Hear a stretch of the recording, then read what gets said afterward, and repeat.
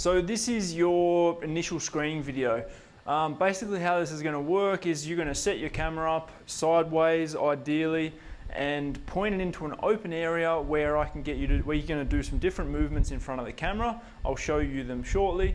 You're going to hold each position, how I describe, and then you're going to film it and you're going to send it through to me. Then I'll be able to have a look. I'll be able to see how your body moves, how your body works, and use that information to integrate that into your program, etc. So best way to set up your camera is going to be probably put a drink bottle on a table or a bench and just lean your camera against the table. Have a look, maybe zoom out as much as you can so that your camera is quite wide angle, and then you're going to want to stand in front of the camera, quite centered in front of the camera. And obviously just go to the camera, hit film, and then go out in front of the camera so that your full body is in picture and I can see it quite well, and then you're going to go through the movements and do it that way.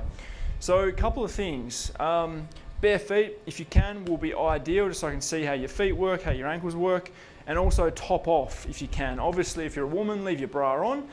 If you're not comfortable taking your top off, that is okay, but ideally top off, just so I can see the shape of your spine, and I can just see a little bit more about how your body works, how your body moves. I'm going to leave mine on today just because I've got the microphone here and I want to make sure that continues to work. So, that should give you the ammo to set up. Now let's get into the tests. Number one is going to be a body weight squat. So when you do this, what I want you to do is just have your feet around shoulder width apart, toes pointing slightly out, and then from there you can have your hands in front, or you can have your hands across your chest, whatever works. And basically I want you to go down to the bottom of your squat position, hold that for 3 seconds, and then come back up. So it'll look like this. Whoop, and then up. You can do that twice, and up. All right, I'm next going to get you to turn sideways and do the same thing again, just so I can see a front on angle and a side on angle.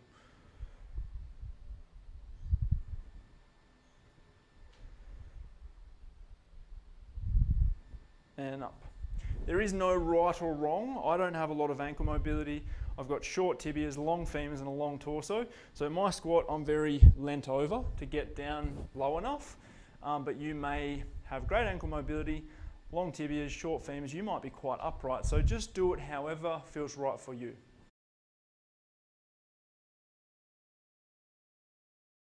So the next test is going to be a hip hinge. So what I want you to do, you can stand side on for this one. You can jump up and down a couple of times, or just march up and down and sort of see where your feet just go naturally. Don't move them, just let them go where they are. Then from there you're going to have soft knees, so you don't want to bend your knees, but you just want to have slightly soft knees. Then you're going to hinge forward from your hips as far as you can without rounding out your lower back. So I want you to film yourself doing this. Go down as far as you can. If I was to go any further, I'm going to start rounding out through my lower back. So slightly soft knees, hinge forward as far as you can. And that's about there for me. I'm feeling a really good stretch through my hamstrings. So that is a hinge test. That's number 2.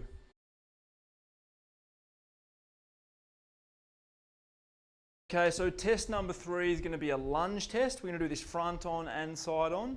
So first of all, we're just going to go 1 foot forward, 1 foot back. And then all I want you to do is see if you can go down nice and slow, controlled, touch the ground, come back up. Then we'll switch feet. Then we can do the other side, same thing. Nice and slow, controlled down, touch, come back up, and then stop. We're going to do that again, side on.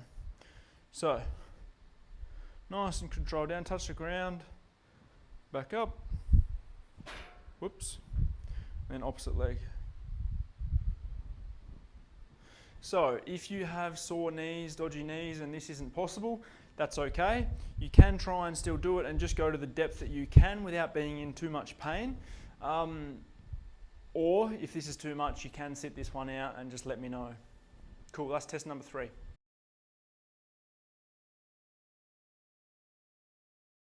Is going to be our overhead reach test. We're going to do this once on each side. So once facing this way and then once facing this way. How you're going to do this test is you want your glutes to be squeezed, your knees to be locked. We don't want to be arching through our lower back. Ideally here we want to keep our ribs and hips locked at the front. So this is why having no shirt on is going to be beneficial for this one because I want to be able to see the shape of your spine. I want to see if you're compensating anywhere. But yeah, glutes on, quads locked. So knees, hips locked, front locked here. From here, you're going to go hands straight ahead, thumbs up. You're going to reach over your head as far as you can, and then come back down. As far as you can without arching or leaning or any of this. We want all of this area down, from rib cage down, locked in. So here, up, over, control back down. We're going to do the same on the other side. Here, glutes, quads, core, and come back down. Make sure you hold that top position for 3 seconds. That's test number 4.